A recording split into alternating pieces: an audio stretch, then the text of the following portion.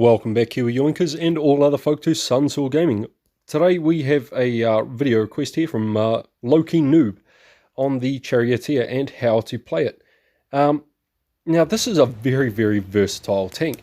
There's not much it can't do. It can get itself into many positions and it excels very well as a tank destroyer, but when times get tough and the battle situation changes, it can also be played very well as a medium.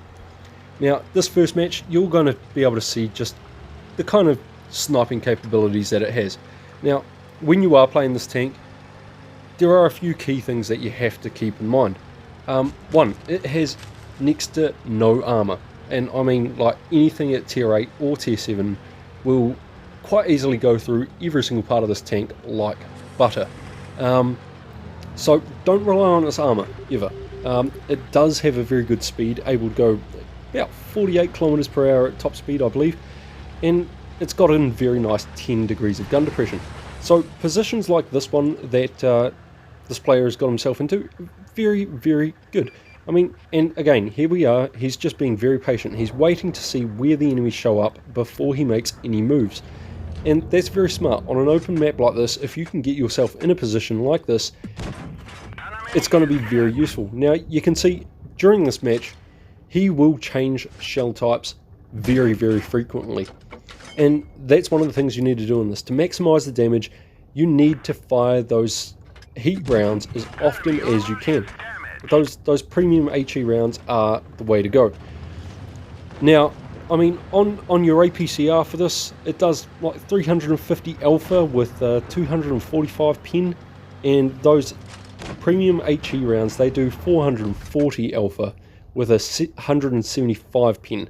Now that's not very much pen, but if you can get the sides of tanks, the backs of tanks, and just the weak spots on tanks, if you switch between the shells and hit correctly, you're going to do a very nice amount of damage. Now that Tiger, good man, good job. He came back when he realised that this side of the field was falling, and that keeps the Charioteer here alive. Now, with that 10 degrees of gun depression, he can't quite get up over this hill to get snapshots in, so he's just going to use the terrain and go down even lower. And a nice shot there into the ammo rack on the VK. Sorry, just a message popping up on my screen. But I mean, as you can see there, he's already on 2,600 damage. He hasn't had to move from that spot. He's been spotted a couple of times, but he's been very patient, and that's what you need to do with this tank. Because it has no armor, you have to be patient.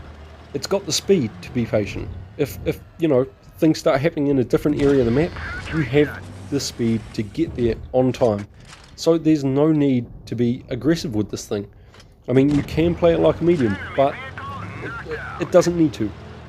Treat it like a tank destroyer. If you do that, you will rack up damage, just like this guy here is doing. I mean, the camo value on this thing is not the greatest. Very low, like 31% while it's not moving, without the camo net, of course.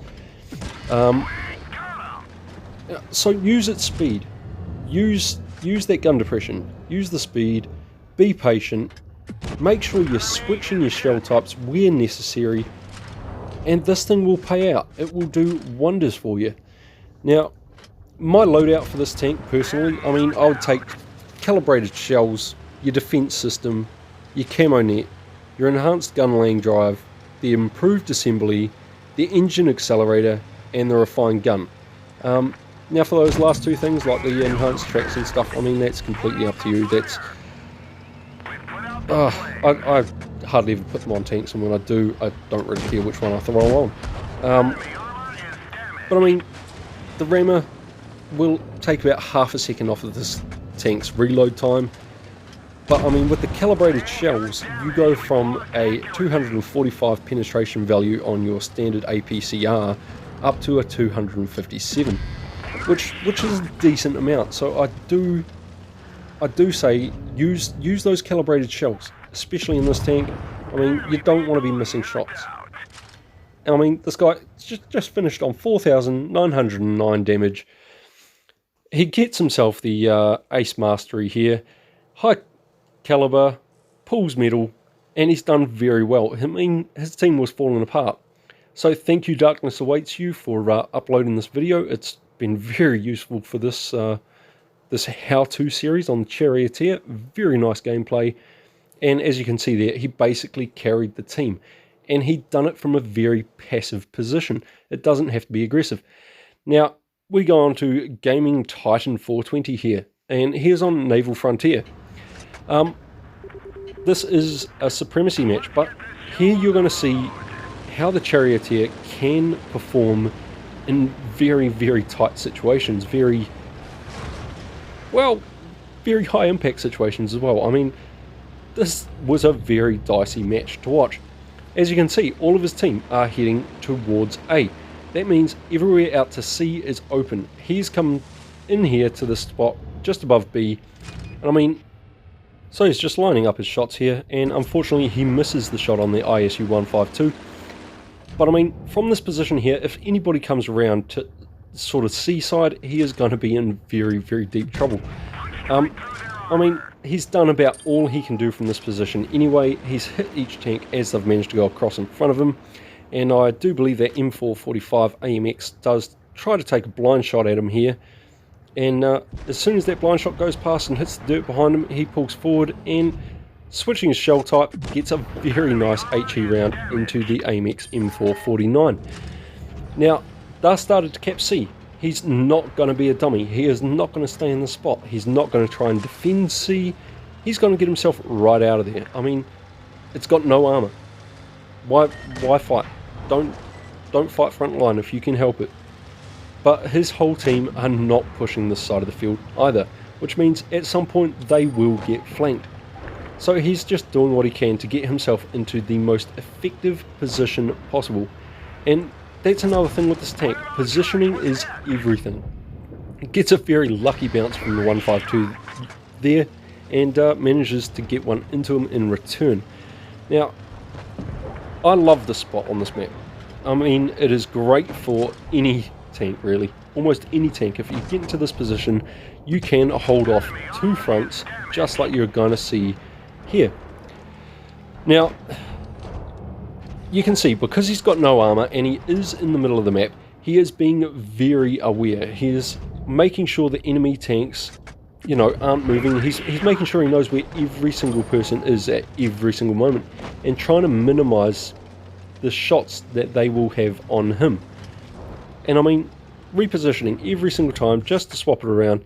He does put a nice HE round into the back end of the M4 there, but I mean, that's all he's going to get on that guy for the moment. So he's going to turn around, he's going to start looking for shots on the other side again, try and help out the rear guard of his team. Unfortunately, the ML2 is driving away from him there, and he notices, just by being aware and looking around back at the enemy team, looking at both sides of the map, he's able to judge which tanks are going to move and where to best place his shots. And in this case, right into the side of the ST1. And again, I mean, he sees this VK coming up towards him. In a tank where you have zero armor, staying where he is he's just going to get hurt. I mean, that thing can put an HE round into him like nothing. So he's repositioned and gets a very nice punishing shell into the M445 again.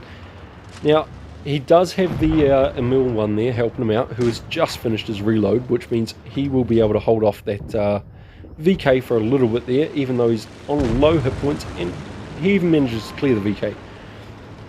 But as you can see from this match and the match before it, this tank is very situational, and I love what he does here. He uses the Emil's armor when he's on a reload, but when he's not on a reload, he keeps this ST1 from pushing up, because he's got the hit points. He can take the hits, but his Emil cannot. So he takes the hits there, and these two, working very well together, manage to clear the ST1. Now, if you can take anything away from this match, and the match before it in fact, it's that changing your shell type in this tank is the best way to be effective. Use the correct shell for the correct enemy. Like right here, manages to get a nice APCR round in through the front tracks. He did not want to take risks of an HE shell bouncing on a one-shot target. Takes a nice blind shot, hoping to hit the enemy Emil there, but he does not. Now his teammate has done the right thing. He's gone off, he's kept base B, and he's going to head towards base C just to try and stop these cap points. But I mean, you can see here, he's in the Charioteer, he's being very, very patient, and that is how you win in this tank. You can't be aggressive in this thing. Like I say, it's got no armor. I mean, yes, it does have the maneuverability and it does have the turnable turret, but it doesn't have a very high alpha for a tank destroyer. So it's going to be difficult if you're going to try and get aggressive. Everything's going to go through you. And a very nice kill there. I mean, he was lucky to get that shot off. Very nice snapshot. He gets the kill and helps out his teammate here. Now the Emil 1 has done the right thing. He's gone over to C. He's started capping C, but the Emil 2 on the enemy team has capped B. So, I mean, all in all, if you can take anything away from these two matches, okay, just a quick rundown for the Charioteer. Just play patiently. Make sure you reposition when you need to. Use your shell types effectively. Change to the correct shell type. Now, in my opinion, there's no point in carrying the standard HE rounds. They only have the same amount of damage as the premium rounds, but way less penetration. So just keep your APCR and your premium HE rounds in this tank. Be patient, use the gun depression, use the speed when necessary, and you'll do well. I mean, right here, Gaming Titan 420 gets an ace mastery, 2 kills, 4,668 damage, and basically carries his team. And that's because of the few guys that were sitting at the back and just being quiet. Until next time, stay safe, use cover. Hope you enjoyed the video.